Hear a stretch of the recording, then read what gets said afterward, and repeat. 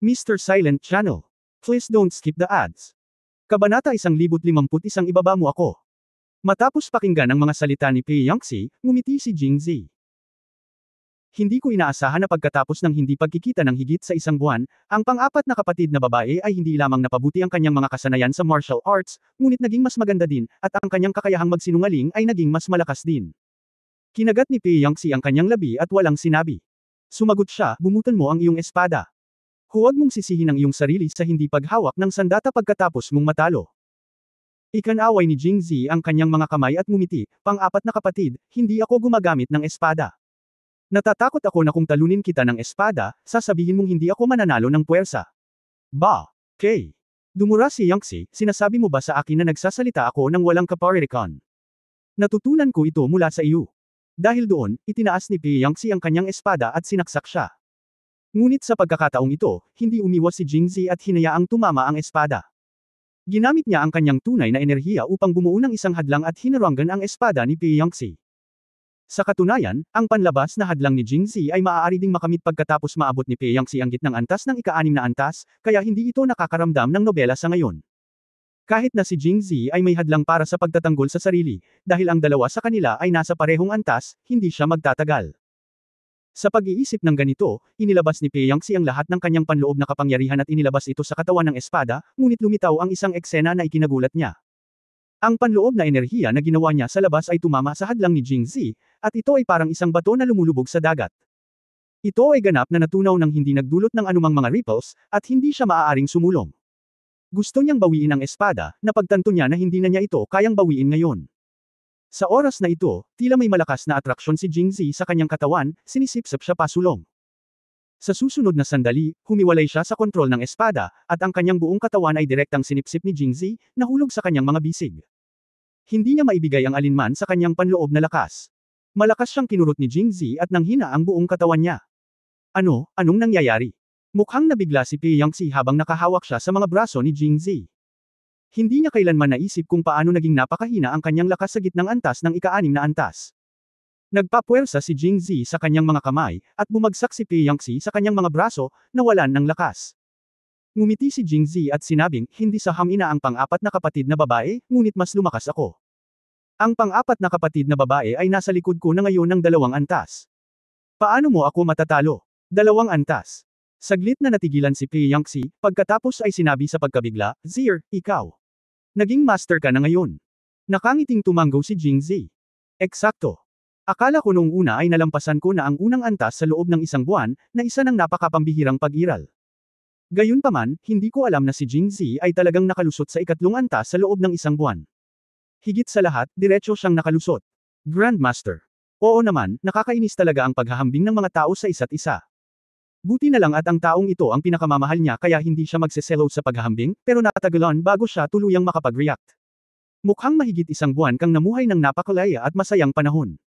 Noong siya ay nasa Jingxi, alam ni Pei Yangxi na ang pamamaraan ng pagsasanay ni Jingzi ay napakakakaiba at maaaring ituring na isang dual practice. Hanggat siya ay nagsasanay ng martial arts na may kung ang isang malakas na babae ay nakumpleto ang kanyang kasal, ang kanyang lakas ay lubos na mapapabuti. Nang siya ay napromote sa gitnang antas ng ika-6 na antas, ito ay dahil natulog siya sa kanyang 3 kapatid na si Chinkyo. Sa pag-iisip nito, medyo nalungkot pa rin si Pei Yangxi. Ngunit sa loob lamang ng 1 buwan, naabot na niya ang 2 magkasunod na antas, at ito ang pinakamahalagang bagay. Ang bigat niya, God knows how happy he is this month.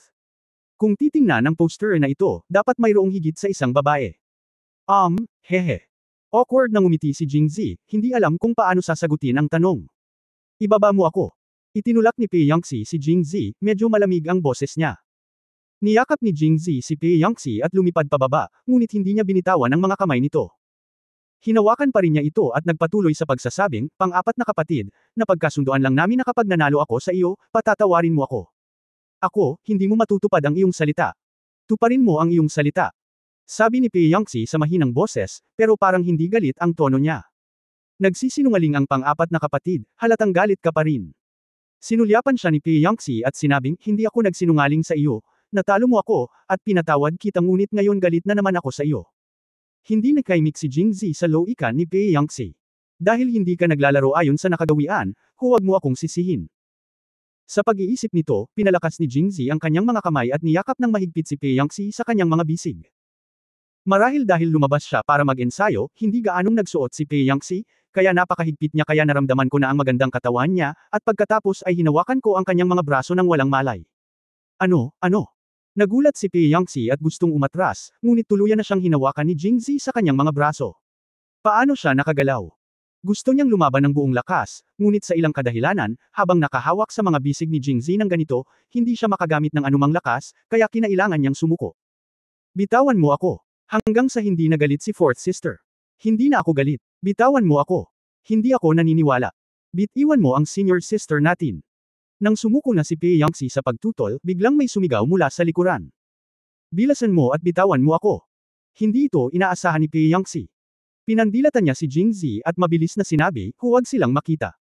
Ang grupong ito ng mga anghel na paratrooper. Nagmura si Jingzi sa kanyang isipan, ngunit masunurin pa ring binitawan ang kanyang kamay. Napaatras si Peiyangxi at inayos ang kanyang damit. Lumingon si Jingzi upang tingnan, natuklasan ni Jingzi na ang mga batang disipulo na sumusunod sa kanya mula noong pumasok siya sa pinto ng Kunlun Mirror ay nakatayo na sa likuran nila, habang si Zhou Tong ay nasa harapan nila, na may ekspresyon sa kanyang mukha. Medyo balisa, may ibinubulong pa siya sa mga ito. Zhou Tong, anong nangyayari? Orihinal na gustong magtanong ni Peiyangxi, ngunit nang maisip niya ang eksena kung saan nakahawak siya sa mga bisig ni Jingzi at nakita ng mga junior brother na ito, naramdaman niyang namula at uminit ang kanyang pisngi. Nakabuka ang bibig, ngunit walang salita ang maaaring lumabas. Sa kabutihang palad, nang magsalita si Jingzi, muli niyang itinikom ang kanyang bibig at sumimangot, na nagpapakita ng pagkaseryoso. Nang marinig ni Zhou Tong ang tanong ni Jingzi sa kanya, ngumisi siya at medyo nahihiya na sinabi, President Jing, pinigilan ko sila, ngunit hindi. Pagkatapos ay tumalikod siya at sumigaw, magtago kayo sa likod, tingnan nyo na lang mamaya at hindi ko kayo hahayaang magsalita. Bakit hindi kayo nakikinig? Nasabi ko na sa inyo na ang senior sister natin ay ang pang-apat na kapatid ni President Jing. The relationship between them is much close than you think. Tsaka, kung hindi pumayag si senior sister, paano siya madaling mabuli? Gusto mo lang. Umiling si Zhou Tong, napupuot na ang bakal ay hindi makagawa ng bakal. Ang orihinal na masungit na mukha ni Peiyangxi ay naging mas pula ngayon. Nais niyang magpaliwanag ng ilang salita, ngunit tulad ng dati, saan niya kaya bubuksan ang kanyang bibig? Pagkatapos niyang mag-isip, tumalikod siya at umalis. Kabanata 1052 Green Pingji. Pang-apat na kapatid na babae. Sigaw ni Jingzi habang pinagmamasdan si Peiyangxi na tumatakbo, wala nang pakialam sa mga disipulong ito, at itinaas ang kanyang mga paa upang sumunod. Tumigil ka. Pero bago pa man siya makaalis ay pinalibutan na siya ng mga taong ito. Senior kuya, huwag kang magpapalinlang sa kanya. Oo, hindi pa sinabi ni senior sister na may nakababatang kapatid siya. Saan biglang sumulpat ang isang nakababatang kapatid? Kung ito ay tulad ng sinabi ng senior na kapatid na lalaki, si ate at kung siya ay napakalapit, bakit mo siya itulak palayo? Ang punto ay, kung hindi siya bumitaw, ito ay simpleng walang hiya. Oo, walang hiya lang. Nakuha rin ito ng leader ng alyansa sa pamamagitan ng kasuklam-suklam na paraan. Oo, dapat ganoon nga. Nagsimulang hatulan ng mga alagad ang isa't isa. Nakatago na pala sila sa likod at nanunood, ngunit matagal na silang natuklasan ni Jingzi at ayaw niyang makakita ng kahit ano, kaya sinadya niyang dinala si Peiyangxi sa langit. Dahil sa layo at sagabal sa kakahuyan, ang mga disipulong ito ay hindi makakita ng malinaw kahit na itinaas nila ang kanilang mga ulo. Kaya paano nila malalaman kung ano ang nangyari kina Jingzi at Peiyangxi sa himpapawid? Nakita ko lang si Peiyangxi na sinasaksak si Jingzi gamit ang isang, hindi masakit, na espada, at pagkatapos ay, madali, itong ni-defuse ni Jingzi, at pinatumba din ang espada ni Peiyangxi. Walang hiyang binugbog sa kanya ang senior nilang kapatid. Yakap-yakap. Nang makitang nilapastangan ng kanilang pinakahinahangaang Diyos ang nakatatandang kapatid na babae, walang alinlangang nagalit ang mga disipulo. Naramdaman nila ang pag-akyat ng dugo pataas. Gusto nilang magmadaling lumabas, ngunit hindi nila alam kung ano ang nangyari sa kanilang dalawa. Who knows if their senior sister was what about voluntary. Bilang karagdagan, hinarang sila ng kanilang nakatatandang kapatid na si Zhou Tong, kaya hindi sila nagmamadaling lumabas. Ngunit nang bumagsak ang dalawa sa lupa at lumapit, sa wakas ay narinig nilang malinaw na hiniling ni Peiyangxi kay Jingzi na palayain siya, ngunit napakawalan siya ni Jingzi at tumanggi siyang bumitaw. Paano nila ito matitiis? Kaya't nalagpasan niya ang sagabal ni Zhou Tong at diretsyong tumayo. Sa pakikinig sa mga pasaway ng mga disipulong ito, sa wakas ay naunawaan ni Jingzi na mula nang pumasok siya sa Kunlun Mirror, ang mga disipulong ito ay hindi sumamba sa kanya at sumunod sa kanya. Malinaw nilang itinuring siyang karibal ng pag-ibig at buong pananabik silang sumunod sa kanya. Kung gayon, ano ang ibig mong sabihin? Tanong ni Jingzi na may singkit na mga mata. Anong ibig mong sabihin? Sa pangalan ni ate at kuya, paulit-ulit mong hinaharas ang senior sister natin, at ano ang ibig mong sabihin sa pagtatanong sa amin? Ginagagalit mo lang kami sa labas, pero naglakas loob kang pumunta sa aming Kunlun Mirror para asarin kami. Bakit, seryoso ka ba sa amin? Walang tao sa Kunlun Mirror. Ipinapayo ko sa iyo na umalis ka agad sa Kunlun Mirror at huwag nang pumunta sa Kunlun Realm, kung hindi. Kung hindi, ano? Nakangising tanong ni Jingzi. Kung hindi, huwag mo kaming sisihin sa pagiging bastos namin sa iyo. Sabay-sabay na sabi ng isang grupo ng mga tao. Marahil ay nadama nila na ang paggawa lamang nito ay hindi masyadong makapangyarihan, kaya nang matapos magsalita ang mga disipulong ito, ipinatong nila ang kanilang mga kamay sa mga espada sa kanilang mga baywang. Para bang binabalaan si Jingzi, kung hindi ka manggahas makinig sa amin, mag-ingat ka papatayin ka namin. Oh! Kung gayon gusto ko talagang makita kung gaano ka bastos sa akin, ang tamang tagapagtanggol ng Tiandi Sect at ang pinuno ng Anglo Martial Arts Alliance. Sinabi ni Jingzi na nakataas ang ulo, iniisip na siya ay napaka-domineering. Sa katunayan, ang ganitong uri ng mapagpanggap na pahayag tungkol sa estado ng pamilya ay hindi masasabi ng sarili. Sa halip, ang ibang tao ay maaaring magkaroon ng mapagpanggap na epekto. Sinulyapan niya si Zhou Tong, ngunit ang taong ito ay masyadong hanggal at hindi maintindihan ang ibig niyang sabihin. Kaya siya na lang ang magsasabi nito. At naramdaman niya na ang mga kabataang disipulong ito ay hindi pa nakasali sa martial arts competition sa Jingxi, at natural na hindi nila nakita ang kanyang estilo o narinig ang kanyang pangalan, kaya't sila ay nagsalita ng walang pakundangan sa kanya. Pakiramdam niya ay hindi magagawa ng sinumang tao na may tamang pag-iisip sa ganitong sitwasyon. Pagkatapos mong marinig ang kanyang pangalan at ang kanyang mga gawa, magiging mayabang ka pa rin sa kanya. Masyado bang katangahan yun? Ngunit ang hindi niya alam ay kaharap niya ang ganoong grupo ng mga kabataang patay sa utak. Haha, ang lakas ng loob mong sabihin yan. Tiandi Sect. Right Protector. Sino ang nakarinig nito? Ang pinuno ng alyansa ng martial arts. Wala nang iba. Alam mo kung paano naging pinuno ng martial arts mo, hindi mo ba alam? Hindi ba dahil sa magandang balat mo at sa nepotismo mo kaya mo nakuha itong martial arts leader? Ba, nakakadiri.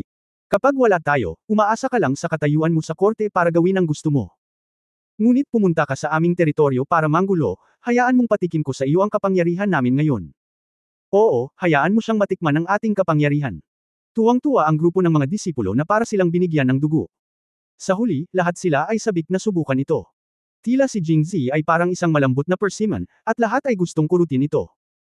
Sa oras na ito, sa wakas ay naunawaan ni Jingzi na hindi nila narinig ang kanyang pangalan, ngunit hindi sila masyadong kumbinsido kung paano niya nakuha ang pangalang ito.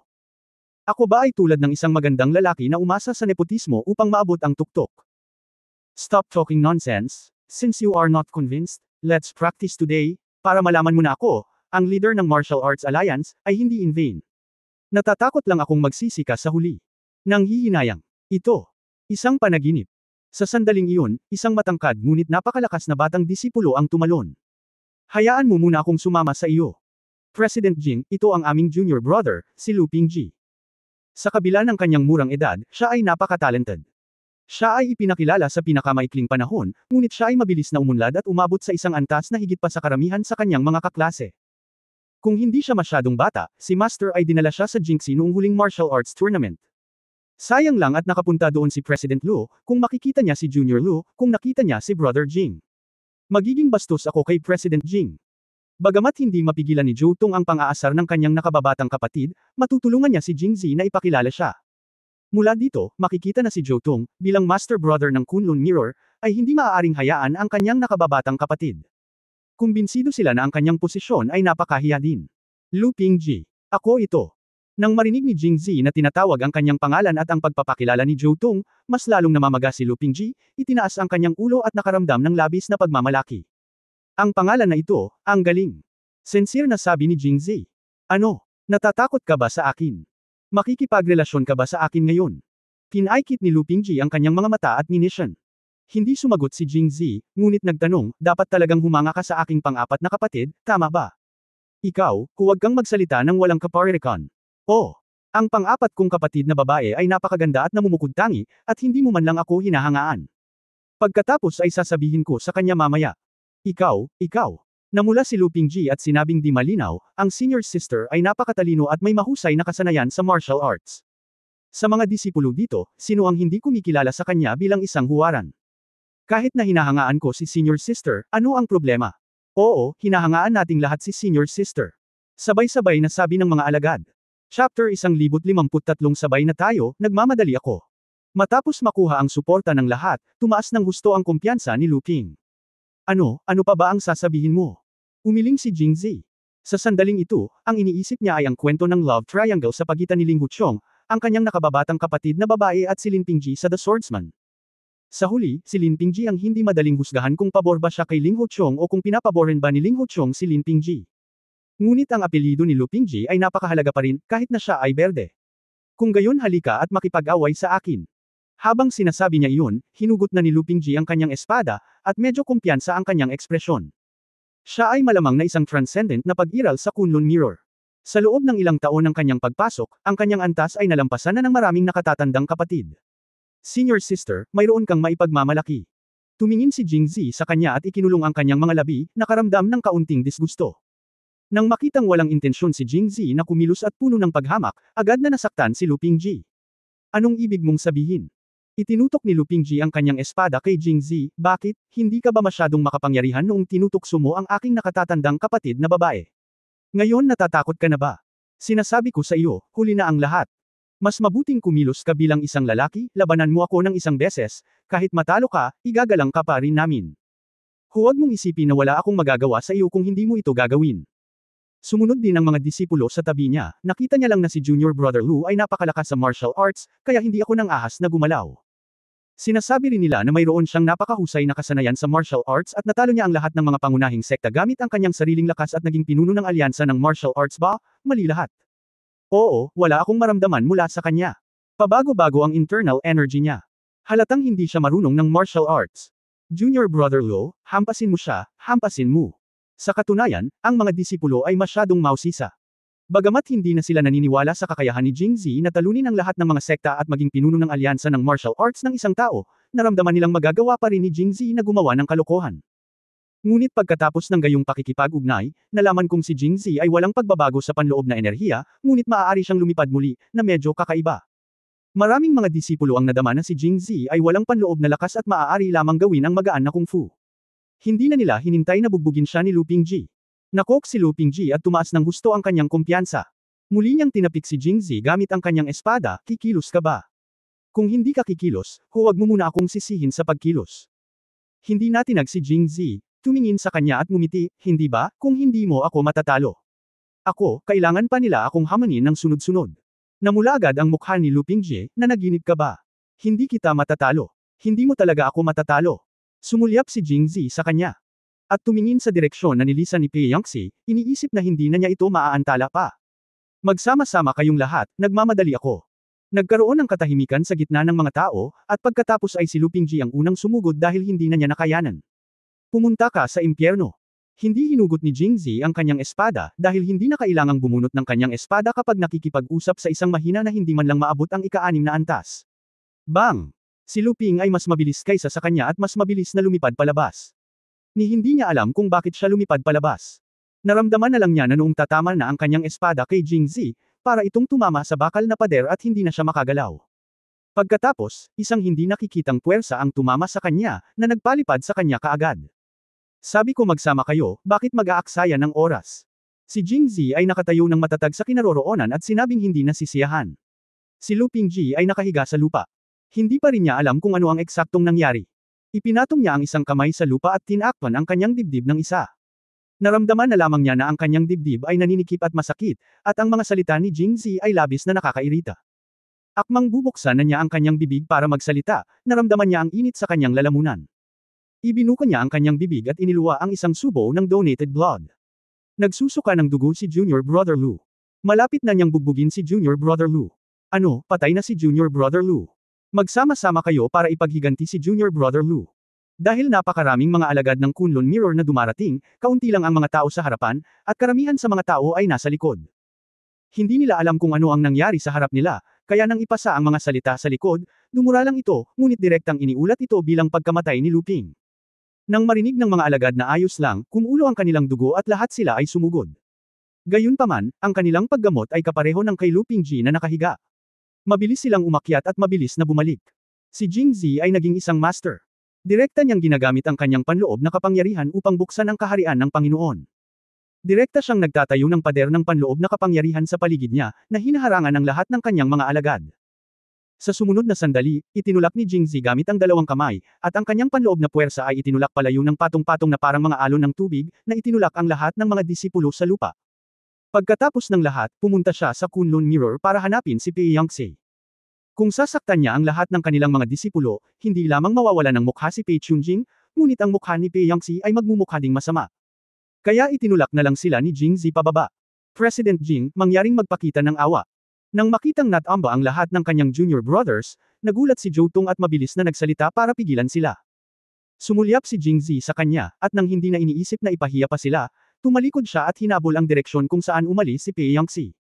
Isang grupo ng mga disipulo ang nakahiga sa lupa, nakatingin sa isa't isa. Kasunod ng trajectory ni Pei Yangtze, bumaba si Jingzi sa bundok mula sa kabilang bahagi ng martial arts training ground at bumalik sa Kunlun Mirror. Nang tumalikod si Jingzi para umalis, si Zhou Tong ay sumigaw ng 2 beses sa likuran niya, na tila hindi siya pinayagang pumunta dito. Hindi malinaw na narinig ni Jingzi at hindi nag-abala na bigyang pansin siya, kaya nagpatuloy siya sa pagsulong. Nang makita ito, hinabol siya ni Zhou Tong ng ilang hakbang, ngunit matapos siyang makitang bumababa sa bundok, huminto siya, na parang hindi na siya nang ahas na pumunta pa. Nagtataka si Jingzi, ngunit hindi pa rin siya tumigil. Marahil dahil sa bagong landas ang tinahak niya, ang mga gusali at layout na lumitaw sa kanyang mga mata ay ibang-iba sa harapan ng Kunlun Mirror. May mahinang bango sa kanyang ilong, at may ilang pulang sabit na nakasabit sa labas ng mga pintuan ng mga hanay ng magkadugtong na mga silid sa pakpak. Ang berdeng damit ay tila. Paano ito mukhang budwar ng babae? Tinitigan ni Jingzi ang hanay ng mga kasuotang pambabae na nakasabit sa labas ng pinto sa kanyang magandang paningin, kung tama ang hula niya, dapat itong mga damit na pambabae, lahat ay pagmamayari ng kanyang pang-apat na kapatid na babae. Gayunpaman, si Pei Yangtze ay isang tao lamang, paano siya magsusuot ng napakaraming damit? Si Jingzi ay nasa ulirat nang bigla siyang makarinig ng sigaw sa kanyang likuran.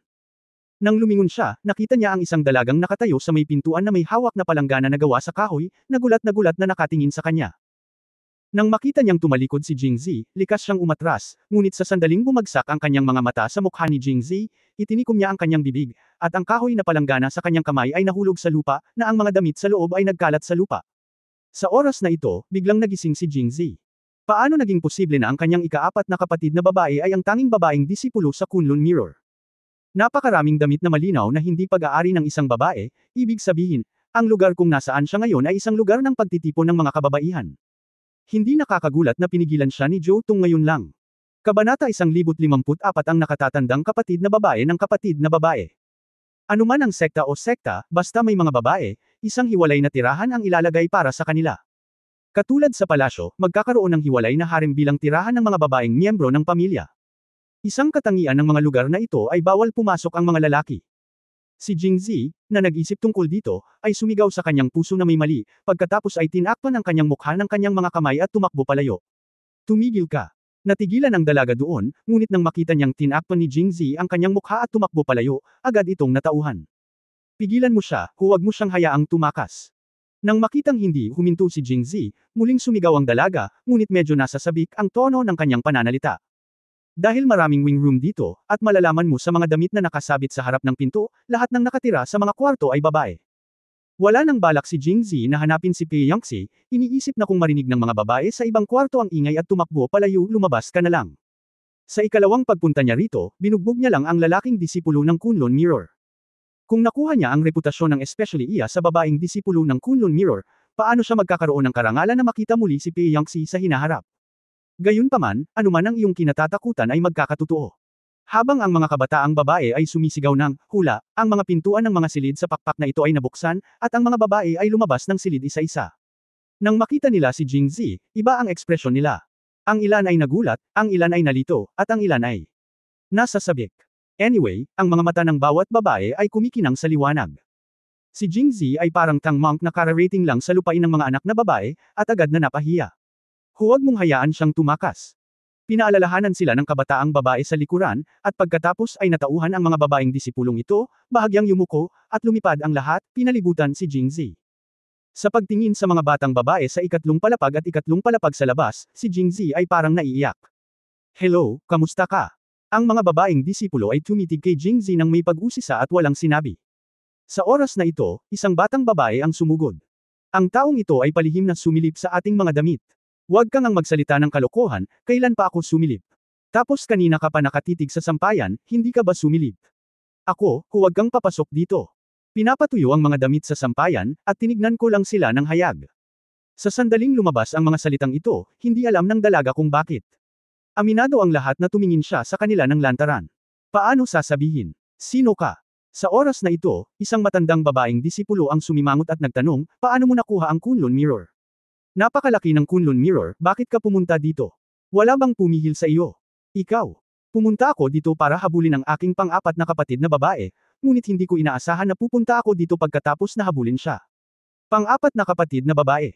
Nagulat ang mga babae. Biglang may nagsabi sa gulat, hindi ka. Ang bagong pinuno ng martial arts ng Tiandi Sect, di ba? Presidente Jing ng The News Agency. Ang nakababatang kapatid na lalaki ni Senior Sister. Ang dating pamagat ng Jing Z ay maayos. Tanggapin mo na, pero ano ba itong kapatid sa likod? Gayunpaman, mapagpakumbaba pa rin siyang tumango at sinabing, tama. Wow, mukhang hindi nagsinungaling sa atin si Senior Brother Joe. Ang ganda talaga ng kapatid ni Senior Sister. Noong nakita ko siya ngayon, nahulaan ko na siya ay Senior Sister. Ang aking nakababatang kapatid na lalaki. Kung hindi, paano ang isang tao ay napakaganda? Xiaoping, hindi mo ba sinabi na si Lu Pingji ang pinakamaganda? Simula ngayon, si President Jing lang ang kilala ko. Karamihan sa mga babaeng ito ay nasa 20 taong gulang, na siyang pinakamagandang edad sa buhay ng isang babae. Nagsisimula pa lang siyang umibig, at ngayon ay nakilala niya ang isang gwapong lalaki tulad ni Jing Z. Ang pag-uugali na ito ay naiintindihan. Napapaligiran si Jing Z ng isang grupo ng mga babae at nakikinig sa mga tunog ng warblers at swallows sa kanyang mga tainga, ngunit hindi siya masyadong nakaramdam ng kasiyahan. Nagalit na sa kanya si Pei Yangxi, ngunit bago pa niya ito masuyo, pinalibutan na siya ng kanyang mga nakababatang kapatid na babae. Kung nakita ito ni Pei Yangxi, mas magagalit siya. Kaya gusto ni Jing Z na tumakas. Lahat, mga kapatid. Itinaas ni Jing Z ang kanyang kamay at pinutol ang kanilang pag-uusap, nagmamadali akong pumunta sa Kunlun Mirror kagabi at umalis kaagad. Pumunta ulit ako dito ngayon. Hindi ako pamilyar sa lugar na ito, kaya ayaw kong pumunta dito. I'm sorry for disturbing you sisters. Habang sinasabi niya iyon, bahagyang yumuko si Jing Z at humingi ng tawad sa mga babae. Okay lang, hindi naman kita iistorbohin. Oo, sana araw-araw mo kaming abalahin. Paano kung manatili ka dito? Ililibot ka namin sa Kunlun Mirror, at hindi ka maling lugar. Natatakot ako na gusto mong isama si President Jing. Anong nangyayari? Hahawalang kwenta kahit isipin natin. Senior ate, papayag ka ba? Naghuni na naman ang mga babae. Lumalaki na ang ulo ni Jing Z. Medyo natakot siya ngayon. Naghihintay na tipunin niya lahat ng babae niya sa paligid niya. Sa panahong iyon, magiging katulad din ba ito ng ngayon? Kung ito ang kaso, tila kailangan talaga nating magtayo ng isang napakalaking bahay sa hinaharap, na ang bawat babae ay may kanya-kanyang bakuran. Kung tungkol sa pagtulog na may malaking kubrekama, minsan lang ito. Kung mangyayari ito araw-araw, natatakot si Jing Z na mababaliw siya. Mga ate, pasensya na sa abala sa inyo, pero hindi ako magtatagal dito, kaya magpapalam na ako. Ikinulong ni Jing Z ang kanyang mga kamay at gumawa ng senadoryas na umalis. Ngunit ang mga babaeng ito ay walang intensyon na sumuko, at hindi lang mapipilit ni Jing Z ang kanyang pagpasok, kung hindi ay ituring siyang isang gangster, na medyo masakit sa ulo. Huwag kang umalis, Presidente Jing. Sa oras na ito, nagsalita ang matandang babaeng disipulo. Hindi ka ba nandito para hanapin ang senior sister natin? Hindi pa nahahanap ang taong ito, bakit umalis? Oo, nasa harap mismo ang bahay ng senior sister. Pangungunahan ko si President Jing doon. Ayaw mo pa ba? Gusto mo bang itambe ang iyong mga damit? Papayo ko sa iyo na huwag makialam sa iyong sariling negosyo. Huwag ka nang magsalita, aakayin ko si President Jing, ano ang dapat mong gawin? Gawin mo lang ang gusto mo, hayaan mong makita ito ng senior sister, at aani ka ng mga gantimpala. Tila si Pei Yangxi ay may mataas na prestihiyo sa Kunlun Mirror, at ang mga babaeng disipulong ito ay natatakot din sa kanya. Kapag sinabi ito ng mga matatandang babaeng disipulo, ang mga babaeng disipulong iyon ay parang ang mga impas na lobo ay isa-isang ibinagsak ang kanilang mga ulo. Pagkatapos, sa ilalim ng mapagbantay na mga mata ng lahat ng babaeng disipulo, si Jing Z ay pinone ng mga nakatatandang babaeng disipulo. Ang lugar kung saan nakatira ang mga babaeng miyembro ng pamilya ay nahiwalay sa Kunlun Mirror Courtyard sa pamamagitan ng isang mataas na pader. Naglakad silang dalawa sa pintuan ng pakpak sa isang gilid ng mataas na pader at huminto. Ito ang kwarto ni Senior Sister. Sabi ng babaeng alagad. Noong una ay gusto niyang umakyat at kumatok sa pinto, ngunit pagkatapos niyang itaas ang kanyang kamay, muli niya itong ibinaba. Naglakad siya pabalik kay Jing Z at sinabing, President Jing, kababalik lang ni Senior Sister at dapat nasa bahay. Mas mabuting ikaw na mismo ang kumatok sa pinto. Pagkatapos ay bumulong siya, masama ang mood ni senior sister simula kagabi, President Jing, mag-ingat ka. Pagkasabi nun ay tumakbo na siya nang hindi lumilingon. Chapter 1055 kung dahil sa pang-apat na kapatid na babae. Kung gaano karahas ang ugali ni Pei Yangtze tuwing weekday, ginagawa nitong, nakakatakot, ang lahat ng mga alagad ng Kunlun Mirror. Kapag masama ang loob niya, walang nang ahas na lumapit at makipag-usap sa kanya. Ngunit si Jingzi ay hindi natatakot, sino ang gumagawa sa kanya bilang kanyang babae. Ang mga babae ay kailangang suyuan, at kung hindi sila maaaring suyuan, pagkatapos ay sila ay magtalik. Anyway, laging may paraan. 2 beses na unang kumatok sa pinto si Jingzi. WHO. Malamig na tanong ni Pei Yangtze. Pang-apat na ate, ako na, buksan mo ang pinto. Nakangiting sabi ni Jingzi. Pagkatapos ay nagkaroon ng mahabang katahimikan sa silid. Pang-apat na kapatid na babae. Hindi dito. Nang marinig ito, tumawa ng pipi si Jingzi. Ayaw siyang kausapin ni Pei Yangtze, ngunit ang init ng ulo niya ay masyadong naiinip, at diretso siyang nagsalita dahil puno siya ng saya at galit. Wala dito. Sinong nagsasalita? Kung sino man ang nagsasalita ay wala dito. Bilasan mo at bumalik ka para samahan ang iyong maliit na babae.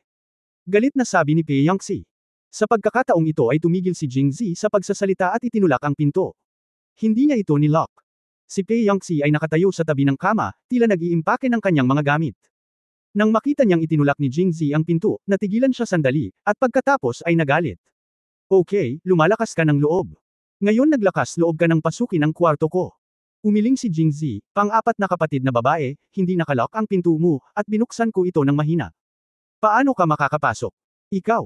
Ibinuka ni Pei Yangtze ang kanyang bibig, na parabang hindi niya alam kung ano ang sasabihin, at saka muling isinara. Pagkatapos, tumalikod si Pei Yangtze at nagpatuloy sa pag-impake ng kanyang mga gamit. Isinara muna ni Jingzi ang pinto, lumakad at tumingin, at nakita ang isang pakete sa kama ni Pei Yangtze, at naglalagay siya ng mga damit sa loob. Pang-apat na ate, ano ang gagawin mo? Ano ang kinalaman nito sa iyo? Nabulunan si Pei Yangtze. Siyempre mahalaga. Niyakap ni Jingzi si Pei Yangtze mula sa likuran, hinawakan ang kanyang kamay, at hindi siya makagalaw, nangako ang ika-4 na kapatid na babae na magiging babae ko, at lahat ng tao mo ay akin. Sa tingin mo ba ay may kinalaman ako sa iyo? Relasyon. Ba? Ang lakas ng loob mong sabihin yan. Dumura si Pei Yangtze, ano ang sinabi mo sa akin nang bumalik ka mula sa Jingzi? Nahihiya ka bang sabihin na ako ang iyong babae ngayon? Sa puntong ito, nagalit si Pei Yangtze. Nilagpasan niya ang lahat ng hadlang sa kanyang isipan at nakumbinsi ang kanyang sarili na maging babae ni Jingzi. Siyempre, hinahangad din niya ito, marahil ang pagnanasang ito ay umusbong noong siya ay napakabata pa.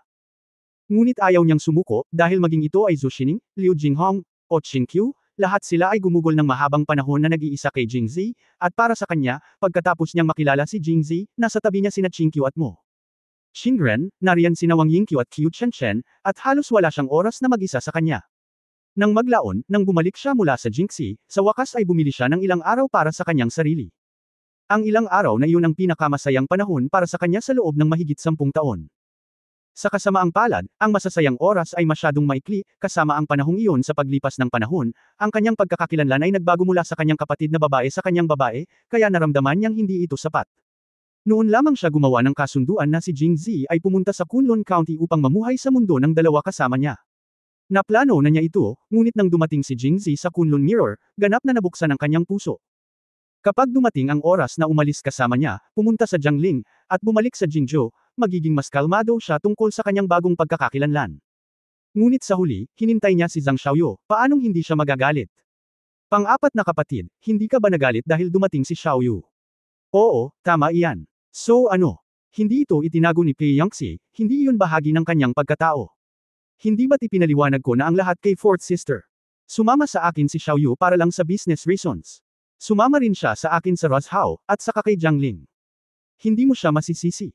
Nang marinig ni Jingzi na ipinagtanggol pa rin ni Jingzi si Zhang Xiaoyu sa kanyang harapan, hindi siya orihinal na nagalit kay Zhang Xiaoyu, ngunit ngayon ay nagsimula siyang magseselo sa kanya, hindi ko siya sinisisi, sinisisi kita. Pagdinig ito, tumawa si Jingzi. Sinabi niya, oo, sisihin mo lang ako, huwag sisihin si Xiaoyu. Bitawan mo ako. Nang marinig ito, lalong nagalit si Pei Yangtze, nagpumiglas na kumalas sa mga braso ni Jingzi, at pagkatapos ay patuloy na yumuko para kunin ang mga gamit. Magdala ka ng sarili mong gamit. Pang-apat na ate, ano ang iniimpake mo? Anong ginagawa mo? Fair na. Saan pupunta? Kahit saan. Isinuot ni Pei Yangtze ang huling piraso ng damit, pagkatapos ay tumayo at tumingin kay Jingzi, sasama ka ba sa akin? Kay Jiangling. Oo, hanggat wala sa Kunlun County. Okay. Okay. Nagulat si Pei Yangxi sa sagot ni Jingzi. Noong una ay naisip niya na si Zhang Xiaoyu ay nasa Kunlun County din, at ang kanilang grupo ay kara-rating lang ng isang araw. Sinabi ni Jingzi na imposibleng sumang-ayon sa anuman, ngunit hindi niya inaasahan na hindi niya ito iisipin at pumayag na lang. Gusto mo talagang sumama sa akin sa Jiangling? Go, bakit hindi ka pumunta? Sabay tayong bumalik sa Jingzhou pagkatapos ng mga gawain ni Jiangling. Nakangiting sabi ni Jingzi. Ngayon. Oo, ngayon na. Saglit na nag-isip si Pei Yangxi, pagkatapos ay bumagsak ang kanyang mukha, ayaw mong isama ang iyong maliit na babae, hindi ba? Ito lang ang naiisip ni Pei Yangxi, Jingjing ang dahilan kung bakit madaling pumayag si Zi sa kanya. Ngunit umiling si Jingzi, para saan mo siya kinukuha? Sabi ko gusto kong mamuhay sa mundo ng dalawang tao kasama ang aking pang-apat na kapatid, paano ko mabubuhay kasama si Xiaoyu? Nagulat si Pei Yangxi, ngunit ibinuka pa rin niya ang kanyang mga labi at sinabing, isang araw ka pa lang sa Kunlun County, at aalis ka na. Hindi magbubukas ang opisina ng iyong pahayagan. At ang Wenxiang Residence at ang tindahan ng alak, ano ang sasabihin ng iba tungkol sa iyo? Ang isang matapat na karera ay mahalaga, at ang presyo ng isang karera ay mas mataas. Kung ikaapat na sister, maaari mong itapon ang pareho. Jing. Nakangiting sabi ni Z, kaya, basta masaya ang pang-apat na kapatid na babae, hindi mahalaga kung ano ang ginagawa ng ibang tao. Tumawa si Pei Yangxi at sinabi, ngunit kumalma siya. Nag-isip pa siya at sinabing, hindi mo kailangang mag-alala tungkol sa ibang tao, ngunit hindi mo maaaring baliwalain ang iyong maliit na babae, tama ba? Ikanaway ni Jingzi ang kanyang kamay at sinabing, dahil ang pang-apat na kapatid na babae ang pinakamahalaga, syempre hindi mo kailangang mag-alala tungkol dito. Siya, talaga. Nag-aalinlangan si Pei Yangxi, ngunit nakaramdam siya ng labis na kasiyahan at sinabi, kahit na sa tingin mo ay hindi mo kailangang mag-alala tungkol dito, hindi may iwasang magalit siya. Pagkatapos ay iisipin pa rin niya na siya ay kapatid ko. Napakakuripot mo kaya hinayla na kita palayo nang makita kita. Pagkatapos sabihin iyon, idinagdag niya, at saka, siguro dahil ikaw ang presidente, kailangang makinig sa iyo ng ibang tao, kahit na may mga opinyon sila.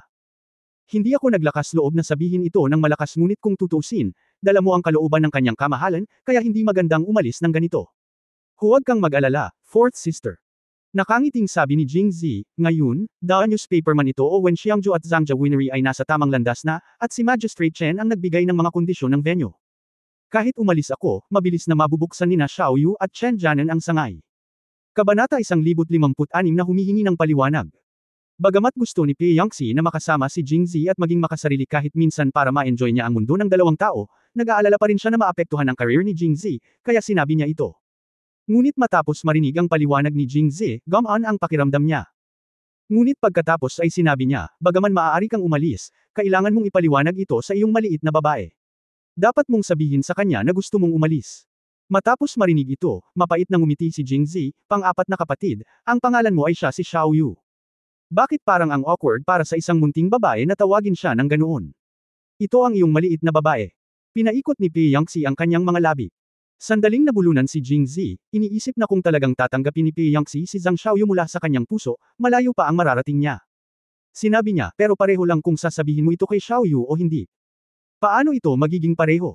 Agad na sinabi ni Pei Yangxi, dapat mong sabihin sa kanya, para iligtas siya sa pag-iisip na ako ang humimok sa iyo na umalis muna. Hindi. Ikanaway ni Jingzi ang kanyang kamay nang nakangiti. Bakit hindi? Kumunat ang noo ni Pei Yangxi. Dahil, si Xiaoyu mismo ang may ideyang ito. Paano niya maiisip na ang pang-apat na kapatid na babae ang nag-udyok nito? Natigilan si Pei Yangxi at hindi makapaniwalang sinabi, ibig mong sabihin. Hiniling niya sa iyo na sumama muna sa akin sa Jiangling. Ngumiti si Jingzi at tumango, oo, nag-aalala rin si Xiaoyu na ang kanyang pagdating ay makakaapekto sa mundo ng ating dalawang tao.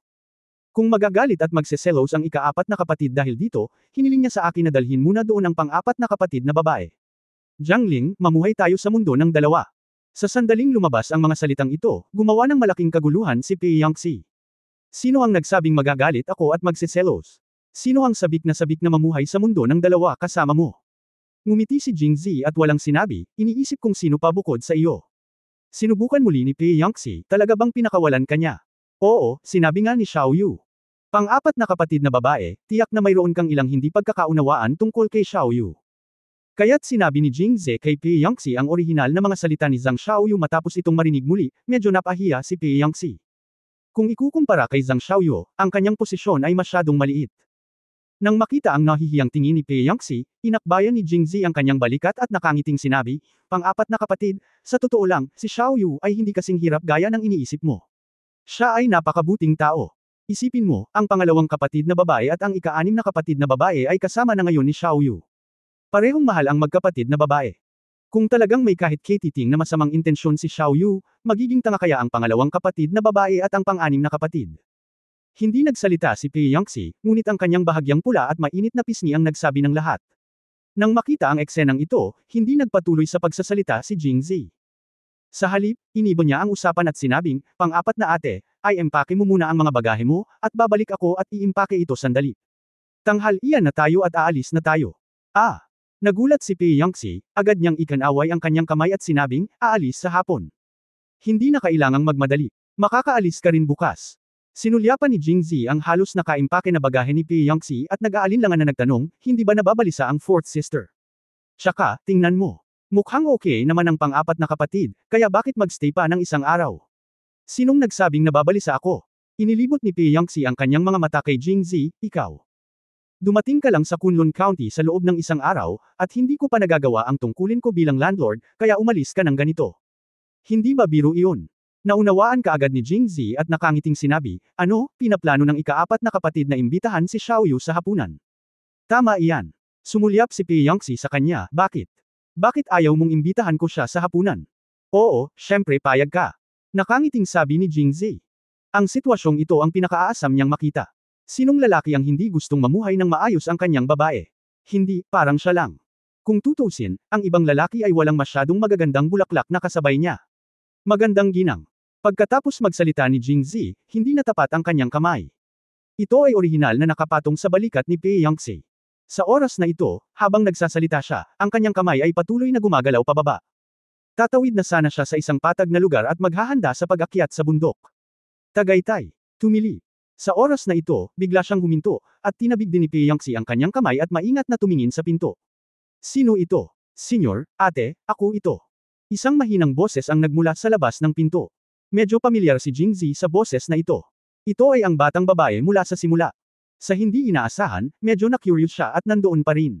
Nakikinig sa labas. Nagdilim ang mukha ni Pei Yangxi, humakbang siya at binuksan ang pinto, at nakita ang dalaga na nakatayo sa labas ng pinto, nanginginig. "Anong ginagawa mo dito?" "Senior sister, ako. Senior sister. Senior sister." Bago pa siya makapagsalita, biglang may ilang nagmamadaling sigaw mula sa likod. Nag-walk out din si Jingzi, tinignan ko ng maigi, at nalaman kong ang tumatakbo ay ang matandang babaeng disipulo noon. "Uya, anong nangyayari?" "Senior sister, Master Guan." Dumating si Master Guan kasama ang isang grupo ng mga disipulo mula sa Kunlun sect at sinabing gusto niya ng paliwanag mula sa ating Kunlun mirror. "Gusto mo ng paliwanag? Anong paliwanag?" Sinasabi na kahapon, nang lumabas si Junior Brother Lu upang kumain, nagkataong nakasalubong niya ang isang disipulo ng Kunlun sect. Ang dalawa ay may ilang mga salita tungkol sa kanilang mga upuan. Sa huli, pinangunahan ni Junior Brother Lo ang isang tao upang bugbugin ang disipulo ng Kunlun sect. Ito ang dahilan kung bakit dumating si Master Guan. Kay Yangxi. "Tumango, nasaan si Master?" "Guro." Sumulyap si Huiya kay Jingzi at Bam Ulong, "Narinig ko na binugbog lang ni President Jing si Junior Brother Lu at ang iba pa, at pumunta sila kay Master para magreklamo." "Master," sabi niya, "simula nang matalo ni President Jing si Junior Brother Lu, pagkatapos ay tulungan siyang harapin ang usapin ng pagpalo ni Junior Brother Lu sa mga disipulo ng Kunlun sect. Sa ganitong paraan ang dalawang partido ay walang utang sa isa't isa. Ito ay napakapatas." Pagkatapos makinig, medyo natahimik si Jingzi dito. Hindi ko inaasahan na kakayanin ni Pei Chunjing ang mga bagay-bagay. May binugbog ang kanyang apprentice, ngunit pinapunasan siya sa kanyang puwitan. Sinulyapan siya ni Pei Yangxi at nagtanong, "Talaga bang binubuli mo si Junior Brother Lu at ang iba pa?" Agad na umiling si Jingzi, "Hindi, talagang hindi. Sa tingin ba ng fourth sister na ganoon akong klaseng tao?" Tumango si Pei Yangxi, na may seryosong tingin. "Tama iyon. Walang magawa si Jing Zisheng, nakipaglaban ako sa kanila, ngunit hindi iyon pambubuli. Ito ay isang mapagkaibigang kompetisyon lamang. Napakarami nila, at ako ay isang tao lamang. Paano ko ito sasabihin? Bullying." Naniwala si Pei Yangxi sa mga salita ni Huiya, at malamang nahulaan niya kung bakit nagkaroon ng conflict si Jingzi kay Lu Pingji at sa iba pa, dahil ngayon lang siya, hinawakan, ni Jingzi, at si Lu Pingji at iba pang mga junior ay nagkataong napasilip. Alam mo, normal lang ang pag-provoke kay Jingzi, at syempre, ang pagbugbog ni Jingzi ay normal din. Ikaw, sabihin mo sa akin kung ano ang sasabihin. Sinaway ni Pei Yangxi, nagdulot ka ng kaguluhan sa akin noong una kang dumating sa Kunlun County. Halika, sumama ka sa akin. Pagkatapos sabihin iyon, si Pei Yangxi ang nanguna sa paglalakad palabas. Kabanata 1057 lalaki ba ito? Sa harap ng ibang tao, natural na kailangang turuan ni Pei Yangxi si Jingzi ng ilang salita, kung hindi ay maiisip ng mga tao na siya ay masyadong defensive. Kaya ang unang pangungusap ay pasaway. Siyempre, si Jingzi ang taong pinakamamahal niya, at hindi siya papayag na pag-alitan lang siya. Ang sumusunod na pangungusap na, nagdudulot ng gulo para sa akin, ay walang alinlangan na nagpapakita ng relasyon sa pagitan ng dalawa, na nagpapahiwatig na si Jingzi ay kanya, kahit na siya ay nagdudulot ng gulo anuman ang problema, babayaran niya ito sa huli. Hindi ito sineseryoso ni Jingzi at sinundan si Pei Yangxi sa labas. Habang nasa daan, sinabi ni Wea, "Ate, hindi mo kailangang sisihin si Pangulong Jing kung tutuusin, bata pa si Pangulong Jing at bata pa at masigla. Hindi dapat talunin si Junior Brother Lu minsan.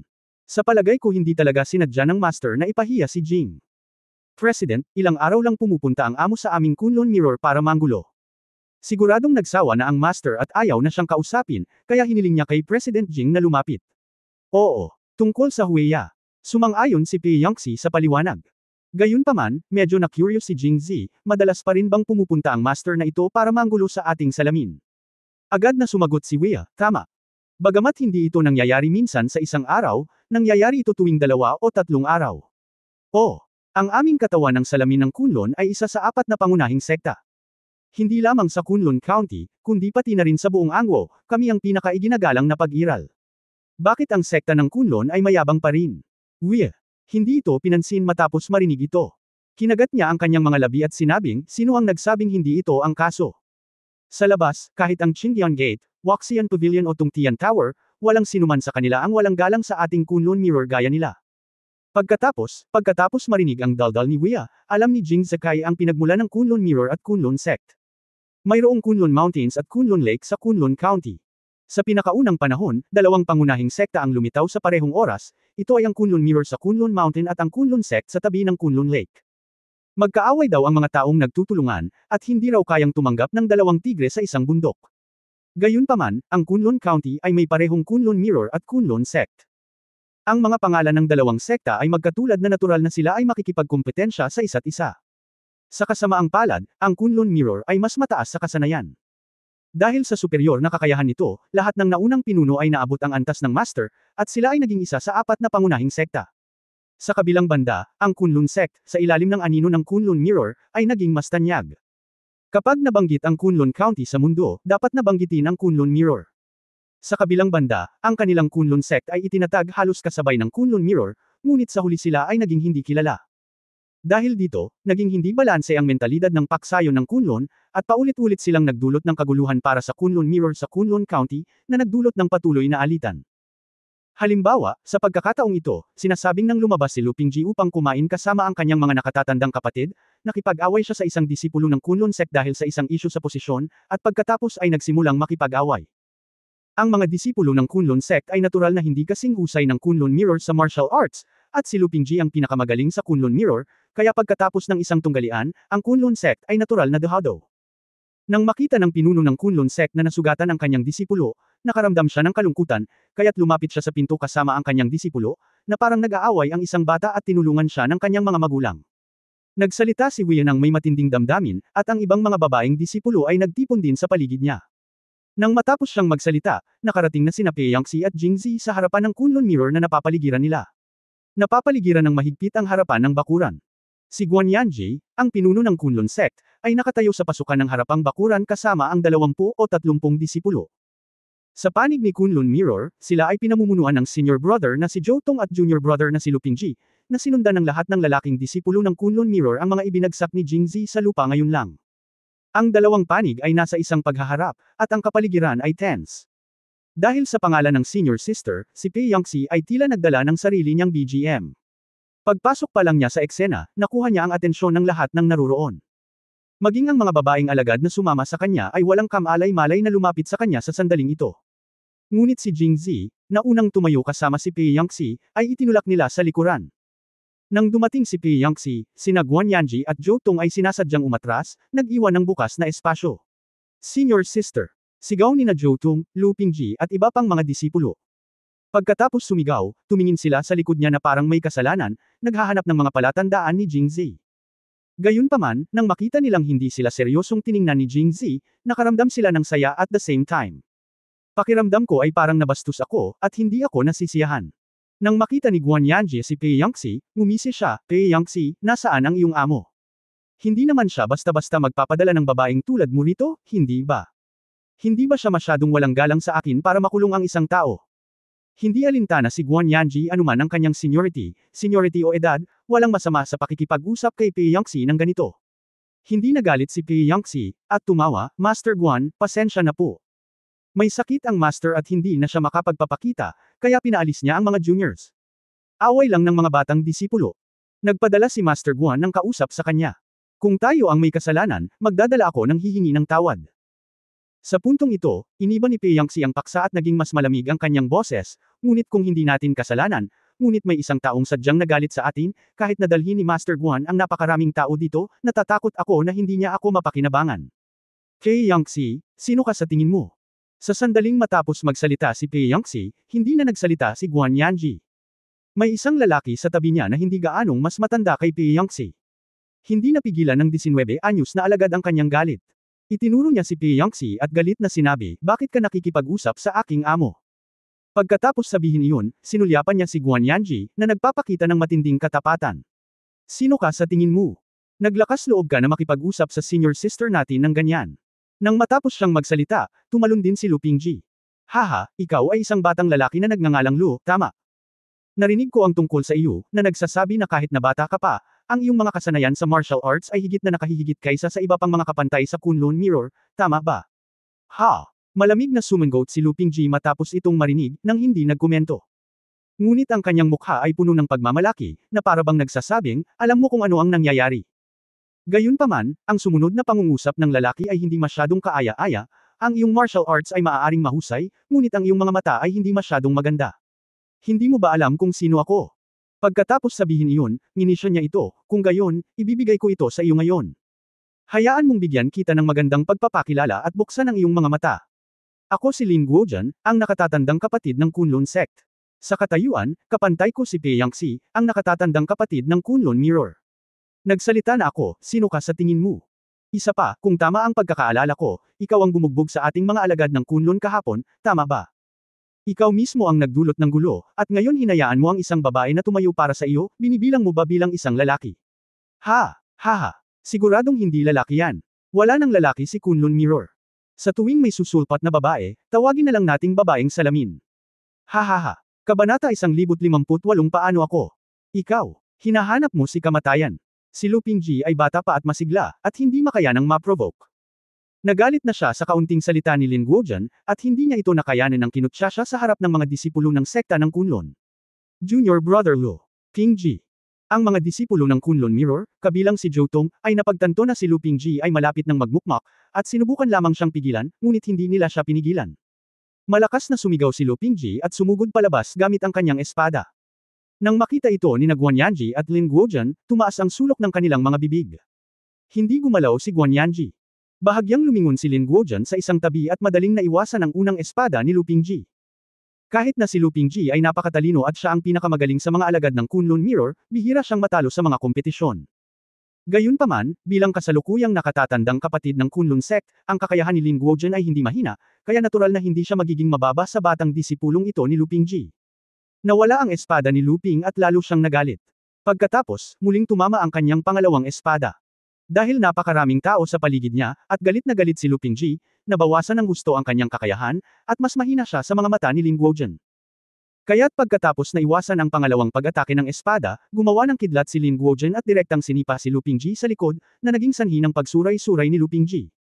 Nang makita ito ni Lin Guojian, nginisya niya ito at agad na hinabol, tinutukan ang dibdib ni Lu Pingji, naghahanda na muling hampasin. Gayunpaman, sa pagkakataong ito ay hindi siya nagtagumpay. Nasa kalagitnaan lang siya ng suntok bago hinarang ng kung sino. Dahil ayaw niyang tanggapin, sinuntok niya ang hamarang sa kanya. Pagkatapos niyang sumuntok ay nagsisi siya dahil hinarang niya ito. Ang taong iyon ay walang iba kundi si Pei Yangxi. Bilang kasalukuyang nakatatandang kapatid ng Kunlun Sect, ang kakayahan ni Lin Guojian ay pangalawa sa mga disipulo ng Kunlun Sect, at mas mataas kaysa sa karamihan ng mga disipulo sa Kunlun Mirror. Ito ang dahilan kung bakit naglakas loob siyang galitin si Lu Pingji ng harapan. Gayunpaman, gaano man siya kalakas, hindi siya maaaring maging mas mataas kaysa kay Pei Yangxi, kaya ang kanyang suntok ay madaling naalisan ni Pei Yangxi, at si Lin Guozhen ay hindi nang ahas na umatake muli ng padalos-dalos at agad na umatras. Haha, ang Kunlun Mirror ay may napakalaking hangin. Sa oras na ito, nanunuya si Guan Yanji, binagbog ng mga disipulo ni Kunlun Mirror ang mga disipulo ng sekta ng Kunlun ng walang dahilan. Dinala ko ang aking mga disipulo sa pintuan upang humingi ng paliwanag. Hindi lumalapit si Leader Pei. Well, hinayaan mo talaga ang iyong mga disipulo na salakayin kami. Haha, anong kamahalan? Naunang kumilos si Lu Pingji, ngunit binugbog ni Lin Guozhen. Hindi man lang siya pinigilan ni Guan Yanji, at nakita niyang si Lin Guozhen ay malapit ng bugbugin ni Pei Yangxi. Matapos siyang bugbugin ay muli niya itong binugbog. Master Guan, Master ko. Pei Yangxi, sinabi ko sa iyo na tawagan mo ang iyong Master. Dahil sa iyong Kunlun Mirror, maliban kay Master Pei, walang ibang kwalipikadong makipag-usap sa aking Master, kasama ka. Senior Sister, sila. Tumahimik ka. Ayon kay Lin Guozhen, tanging si Pei Chunjing lang ang makakausap ni Guan Yanji sa Kunlun Mirror, kaya sinaway ni Guan Yanji ang mga disipulo ng Kunlun Mirror, at nakikinig lang sila, hanggat may gusto. Kailan naranasan ng mga alagad ni Kunlun Mirror ang gayong mga karaingen? Lahat sila ay sumulong, sabik na subukan, ngunit pinigilan ni Pei Yangxi, at ang dalawang panig ay nasa isang pagkapatas. Nasa likod ng karamihan si Jingzi, nakikinig sa pagpapakilala ni Wia. Sa katunayan, ang nakatatandang kapatid ng Kunlun sect ay hindi si Lin Guozhen noon, ngunit si Long Audi na binugbog hanggang mamatay ni Jingzi. Si Lin Guozhen ay pangalawa lamang na nakatatandang kapatid. Noong nasa paligid si Long Audi, ang kanyang martial arts skills ay halos kapareho ng kay Lin Guozhen, ngunit dahil mas maaga siyang nagsimula at may titulong senior brother, siya ang nangunguna kay Lin Guozhen. Sina Lin Guozhen at Long Audi ay kabilang sa magkaibang kampo, kaya noong nabubuhay pa si Long Audi, pinigilan niya si Lin Guozhen sa lahat ng dako, kaya't hindi siya nagkaroon ng pagkakataong lumahok sa kompetisyon sa martial arts. Ito ang dahilan kung bakit hindi pa siya nakita ni Jingzi. Nang maglaon, namatay si Long Audi. Narangguman ayon sa seniority o martial arts level, siya ang hindi mapag-aalinlangan ng presensya sa mga nakababatang henerasyon ng Kunlun sect, kaya siya ang naging bagong senior brother. Kamakailan, nagkaroon siya ng maraming pagkakataon na humarap. Sa kasong ito, kailangan niyang pasalamatan si Jingzi. Ngayon, deadlocked ang sitwasyon. Sa paglipas ng mga taon, nagpatuloy ang iba't ibang alitan at alitan sa pagitan ng Kunlun Mirror at Kunlun sect. Matagal nang pagod si Pei Chunjing sa pagharap sa ganitong uri ng bagay at nais niyang makapagtago. Bukod dito, ay dainmanda lamang ng kanyang mga disipulo si Jingzi dahil sa pambubugbog sa kanila, kaya makatuwirang siya sa pamamagitan ng pag-withdraw kay Jingzi upang lutasin ang problema, maaari itong ituring bilang pagbawi sa nakaraan.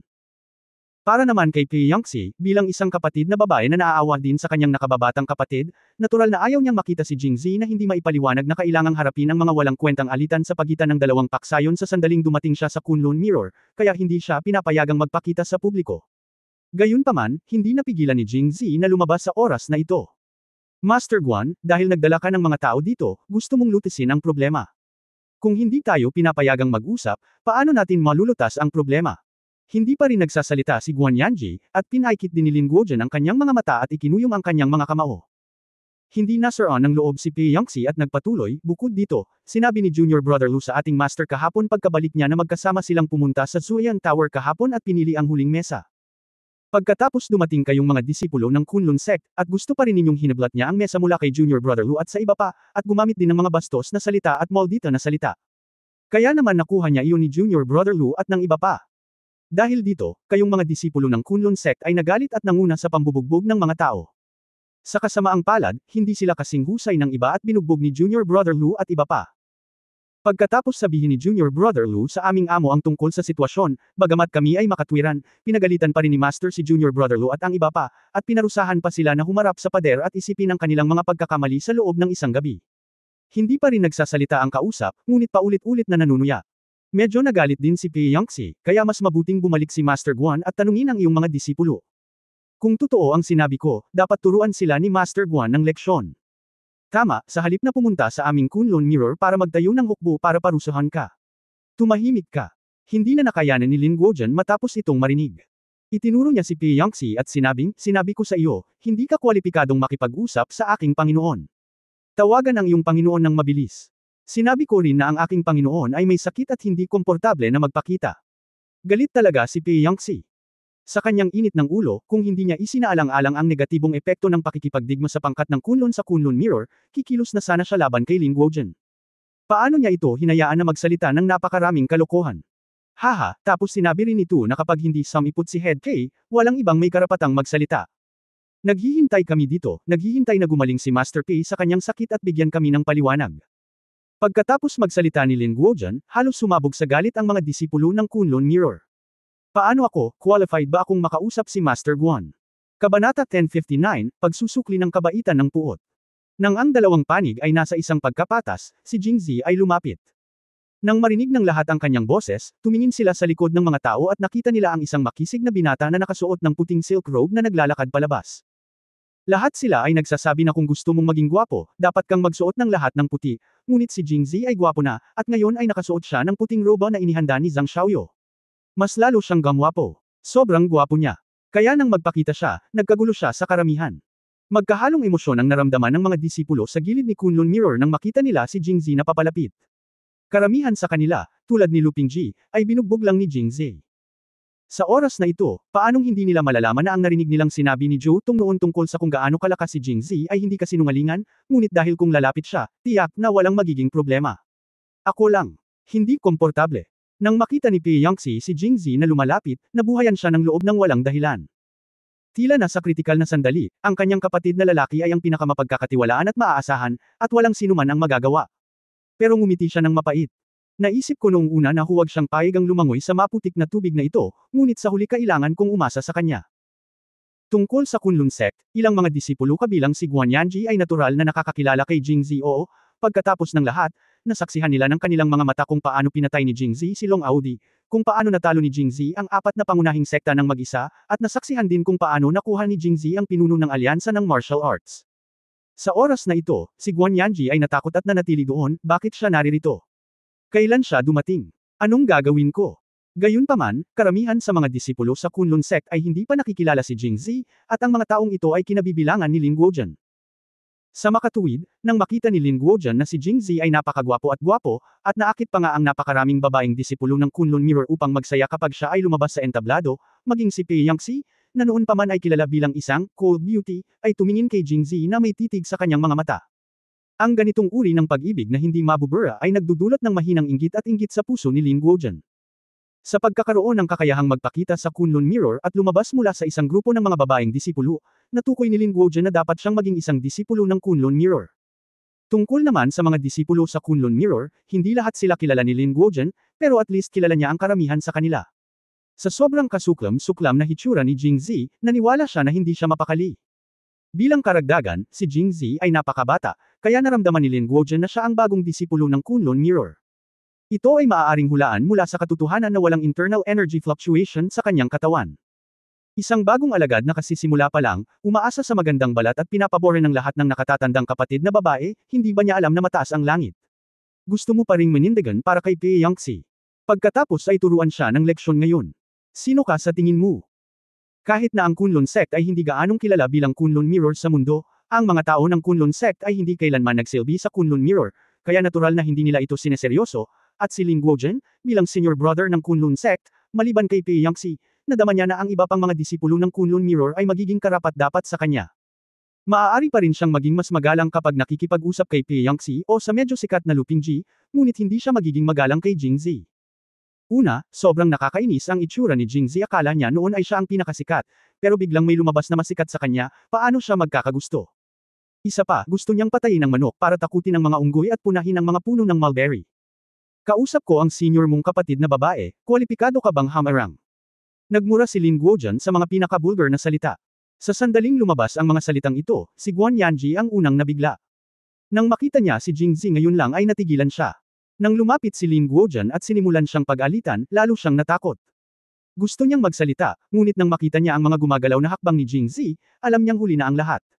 Mapalad si Lin Guojian na natakpan ng kanyang mga kamay ang kanyang mukha. Pagkaraang pagagalitin ni Lin Guojian si Jingzi, nakaramdam siya ng lihim na kasiyahan. Gusto rin niyang makita kung gaano kaiya si Jingzi matapos itong pag-alitan, dahil hindi niya akalaing naglakas loob si Jingzi na magsalita pabalik. Kung siya ay maglakas loob na magsalita pabalik, dahil sa kanyang katandaan, ang pambubugbog sa kanya ay magiging walang kabuluhan. Pero may nangyari sa kanya na hindi inaasahan. Matapos siyang pag-alitan, hindi gumanti si Jingzi. Naramdaman na lamang niya ang isang itim na anino na kumikislap sa harap ng kanyang mga mata, na sinundan ng nag-aapoy na sakit sa kanyang mukha at ilang malinaw na tunog. Ba! Tinakpan ni Lin Guozhan ang kanyang mukha at hindi makapaniwalang tumingin kay Jingzi, na nakatayo sa harapan niya na nakangiti. Naglakas loob ka na saktan ako. Ikaw maliit na aso, ang lakas ng loob mo. Ba! Bang! Bang! Tinampal ni Jingzi ang kanyang mga palad ng 3 beses, pagkatapos ay pinalayas siya. Sa isang putok, lumipad palabas si Lin Guozhan. Napakarumi ng bibig mo. Dahil ba sa napakabaho ng bibig mo, o hindi ka tinuturuan ng mabuti ng iyong amo? Sabi niya at tumingin kay Guan Yanji na walang pakialam. Nakaramdam si Guan Yanji ng nakakapanghinayang lamig sa mga mata ni Jingzi, at nanginginig sa takot. Ako. Sa sobrang takot ni Guan Yanji ay hindi na niya natapos ang kanyang mga salita. Sa pagtingin kay Lin Guozhan na nakahiga sa lupa, mabilis siyang tumakbo at sinipa si Jingzi, na nagpapakita ng kanyang kabaitan sa kanyang mga aksyon. Nakakamatay na tahimik ang eksena. Ang mga nasa sekta ng Kunlun na nakakakilala kay Jingzi ay lubos na nauunawaan ang mga kilos ni Guan Yanji, ngunit karamihan sa mga disipulo ay hindi kilala si Jingzi at nabigla tulad ni Lin Guozhan. Ang mga disipulo ng Kunlun Mirror ay nasa masalimuot na kalagayan sa sandaling ito. Kalahating oras na ang nakararaan, labis silang galit kay Jingzi, ngunit ngayon ay nagkaroon sila ng gana na sigawan siya.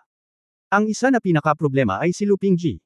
Bagamat alam niyang tinutulungan sila ni Jingzi, at higit sa lahat, tinutulungan siya, hindi siya komportable nang maisip niya si Jingzi na nagpapakitang gilas sa harap ni Peiyangxi. Master, ikaw, ano ka ba? Mula nang mamatay si Long Audi, ang katayuan ni Lin Guozhan sa Kunlun sect ay tumaas kasabay ng pagtaas ng tubig. Binigyan din siya ng espesyal na atensyon ni Guan Yanji at hindi na muling nagsalita ng masasakit na salita sa kanya. Ito rin may dahilan para lumakas ang loob niya ngayon. Pero anong nangyari ngayon? Walang sabi-sabing binugbog siya ni Guan Yanji. Medyo nalito si Lin Guozhan. Pagkatayo ng hirap, nag-aalinlangan siyang nagtanong. Hindi ba natural na bugbugin ka ng amo mo? Lumapit si Jingzi kay Lin Guozhan, hinaranggan ang kanyang tingin kay Guan Yanji, at minisyon, ngunit ang isang walang utang na loob na kontrabida na tulad mo ay karapat-dapat na bugbugin. Tinulungan kita. Napakalaking favor nito. Paano mo mababayaran ang A? Pabor. May sama ng loob. Bakit ka busy? Bahagyang tumango si Jingzi at sinabing, dahil hindi mo naaalala, hayaan mong ipaalala ko sa iyo. Ang dahilan kung bakit maaari kang maupo sa posisyon ng nakatatandang kapatid ng Kunlun sect ay lahat ng pasasalamat sa akin. Sa tingin mo ba nakatulong ako ng malaki sa iyo? Lalong naguluhan si Lin Guozhan. Ang dahilan kung bakit siya naging senior brother ay pawang salamat sa marahas na pagkamatay ng kanyang dating senior brother na si Long Audi. Ano ang kinalaman nito sa kanya? Kabanata 1,660 Yoyoyo. Natarante si Lin Guozhan nang biglang lumiwanag ang kanyang mga mata. Pagkatapos lamang ng pagkamatay ni Long Audi, siya ay naging senior brother. Ngunit bakit namatay si Long Audi? Bagamat hindi siya pumunta sa Jingxi para lumahok sa martial arts competition, narinig din niya na namatay si Long Audi sa kamay ng isang gwapong binata. Maaaring. Tinaas ni Lin Guozhan ang kanyang ulo at sabi, sa hindi makapaniwala, maaaring ikaw ay Jingzi. Puno ng gulat ang mukha ni Lin Guozhan nang marinig niya ang pangalang ito. Bagamat hindi pa sumasagot si Jingzi, sigurado na siya ngayon na siya si Jingzi Benzei, dahil nabalitaan niyang magkapatid sina Jingzi at Peiyangxi. Bukod pa rito, malakas at kakaiba ang kanyang martial arts, at tumulong pa raw siya. Si Jingzi ang hindi tumakas. Hindi nakakagulat na sinaktan ng master ang kanyang sarili. Pa. Katatapos lang niyang mag-analyze at ilang sampal pa ang natanggap niya. Tinatakpan ng kanyang mukha, si Lin Guozhan ay hindi nang ahas na magsalita ng kahit ano sa pagkakataong ito. Ikaw lang ang may lakas ng loob na tawagin ang aking pangulo sa kanyang unang pangalan. Kung hindi ka magsasalita, minamaliit mo ba ang presidente ko? Pagkatapos magsalita ni Jingzi, ilang beses pa niyang sinampal si Lin Guozhan. Natigilan ako. Hindi ba't sinabi mo lang na walang ibang kwalipikado? Kung gayon, ako ba, ang pinuno ng alyansa ng martial arts, ay may mga kwalifikasyon na makipag-usap sa iyong Panginoon?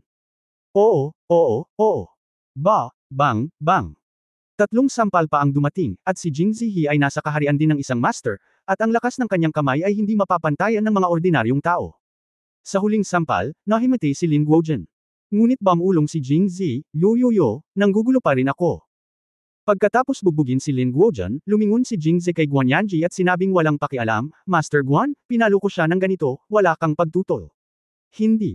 Walang pagtutol. Maganda ang ginawa ni President Jing.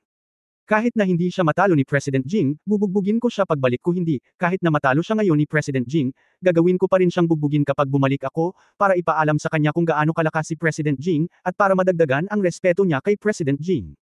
Oo. Tumango si Jingzi, sinasabi na si Master Yan ay mangganganak ng isang mabuting disipulo, at siya ang mamamahala. Napakahigpit pa rin ng pamamahala. Pinunasan ni Guan Yanji ang pawis sa kanyang ulo at hindi na umimik, patuloy lang siya sa paghajijek. Noong una niyang nakilala si Jingzi sa Jingxi, mas naging walang ingat siya kaysa sa kasalukuyang Lin Guozhen. Gusto pa nga niyang saktan siya ng kanyang pinakamayabang na alagad na si Long Aodi, ngunit sa huli ay marahas niyang pinatay si Long Aodi at kahit na matapos talunin ang 4 na malalaking sekta, sa oras na iyon, alam niya kung gaano kalakas si Jingzi. Ang pinakamahalagang bagay ay naakit si Guan Yanji sa modelo ng pakikipagtulungan na iminungkahi ni Jingzi matapos siyang maging pinuno ng alyansa ng martial arts, dahil ayon sa kanyang pagtatansya, ang hinaharap na direksyon ng pag-unlad ng sekta ay malapit na nauugnay kay Jingzi. Sa makatuwid, ang kanyang kasalukuyang saloobin kay Jingzi ay isang pagkamangha at pambabala. Kung alam niya na si Jingzi ay nasa Kunlun Mirror, hindi sana siya magdadala ng sinuman para maghanap ng gulo, ngunit magdadala siya ng mga regalo para bisitahin siya. Kaya ngayon kung kaya niyang isakripisyo si Lin Guozhen para pakalmayan si Jingzi, pakiramdam niya ay sulit ito. Pagkatapos, ngumiti si Guan Yanji at sinabi iyan ni Pangulong Jing, natatakot talaga ako. Huwag kang mag-alala, Pangulong Jing, ibabalik ko ngayon ang mga disipulo at tuturuan ko sila ng leksyon. Sandali, sigaw ni Jingzi kay Guan Yanji. Huminto siya at sinabi, Secretary Guan, hindi ako ang uri ng tao na hindi nakikilala ang tama at mali at hindi makatwiran. Noon pa man ay naniniwala ako na ang mga merito na gawa ay dapat bigyan ng gantimpala at ang mga delinkwensya ay dapat parusahan. Kapag ang mga kabataan ay nag-aaway, hindi maaaring isang partido ang may kasalanan. Kasalanan ito ng magkabilang panig. Ikaw ay bata at energetic. Oo. Tumanggo si Guan Yanji na parang manok na tumutusok ng kanin, ngunit palihim na nagrereklamo sa kanyang puso, hindi ba't ganoon kakasigla. Tapos umiling ulit siya. Kahit anong galit niya, walang makakatalo sa kanya. Sa makatuwid, ang mga kamao ang huling salita. Hanggat matigas ang mga kamao mo, matutulad ka sa kanya at kahit anong sabihin mo ay tama. Si Lin Guozhen ay tinuruan ng leksyon, at naniniwala ako na kayong mga disipulo ng Kunlun sect ay napagtanto din ang kanilang mga pagkakamali. Ano ang susunod? Lumingon si Jingzi para tingnan si Pei Yangxi, pang-apat na sister, kailangan ba ng magkabilang panig na tumama sa tig-50 tabla? Well, okay. Nang lumitaw si Jingzi, si Pei Yangxi ay bihirang magkaroon ng kakayahang mag-isip para sa kanyang sarili. Sinabi lang ni Jingzi ang anumang sinabi niya. Tumanggo si Jingzi at tumingin kay Lu Pingji, si Lin Guozhen ng Kunlun faction ay nawalan ako ng malay. Ang mga nagdulot ng kaguluhan sa Kunlun Mirror side ay dapat ding parusahan sa parehong paraan. Habang sinasabi niya iyon, malamig niyang sinulyapan ang mga disipulo ng Kunlun Mirror. Sino sa inyo ang unang gumawa ng kaguluhan? Nagkatinginan ang lahat ng mga alagad, hindi nang ahas magsalita. Ngumisi si Jingzi, kung walang lumalapit, akalin kung kasali kayong lahat. Para sa akin, walang gaanong pagkakaiba sa pagitan ng pagtuturo sa isang tao at pagtuturo sa isang grupo.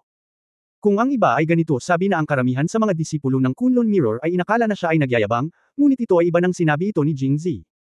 Dahil kalahating oras lang ang nakalipas, pinatumba silang lahat ni Jingzi mag-isa. Siya ay ganap na may kakayahang ito. Kaya sa susunod, mga alagad, tumingin kayo sa akin, tumingin ako sa inyo, at may plano kayo sa isip. Hihilingin ko sa huling pagkakataon, kung sino ang gumawa ng unang hakbang, mangyaring tumayo. Wow! Nakarinig ako ng maayos na sigaw mula sa karamihan. Pagkatapos ay tumingin ako sa mga alagad ng Kunlun Mirror. Tumayo si Lu Pingji sa harapan. Laminggalinga si Lu Pingji sa paligid at nalaman niyang walang tao, ngunit nalilito pa rin siya halatang hindi siya sumulong. Hindi siya umalis, ngunit ang iba ay umatras. Okay, pinahahalagahan ko ang iyong matapang na estilo. Hindi nakaimik si Lu Pingji dahil hindi siya nakaimik. Pagkatapos magsalita ni Jingzi, lumapit siya sa kanya at sinimulan siyang sampilan sa mukha. Si Lu Pingji ay binugbog ng gusto na tila naramdaman niya na sa tuwing sasampalin siya ni Jingzi, may mga salita sa kanyang bibig. Bulong niya, at pagkatapos ay nahimatay siya. Tama ang hula niya. Si Jingzi ay talagang nagbubulungan nang siya ay sinaktan, sinasabi ang mga bagay tulad ng, hayaan mong isipin mo ang aking pang-apat na kapatid na babae. Maaaring hindi ito marinig ng iba, ngunit narinig ni Pei Yangxi, na pinakamalapit sa kanya. Malinaw siyang nagsalita, napakagatlabi, at inisip na halatang naghihiganti siya, pero bakit ang sweet niya? Matapos mawala ng malay si Lu Ping, nakaramdam pa rin ng galit si Jingzi, ngunit nahihiya siyang sumuntok muli, kaya nagagawa lamang niyang magmura sa loob dahil sa pagiging walang karanasan. Pagkatapos ay sinabi niya kay Guan Yanji, Master Guan, tingnan mo ito, nasisiyahan ka ba? Satisfied? So satisfied. Mabilis na ikinuyong ni Guan Yanji ang kanyang mga kamao, napakawalang malay ni Pangulong Jing, talagang kahanga-hanga. Bahagyang tumanggo si Jingzi at ngumiti ng walang sabi-sabi. Nang makitang maganda ang mood ni Jingzi, bumulong si Guan Yanji, President Jing, sa totoo lang, gusto rin talaga ng ating Kunlun faction na makipagtulungan kay President Jing.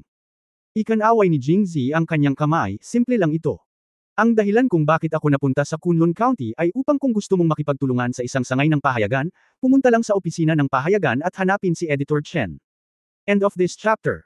For more updates, click on the notifications bell.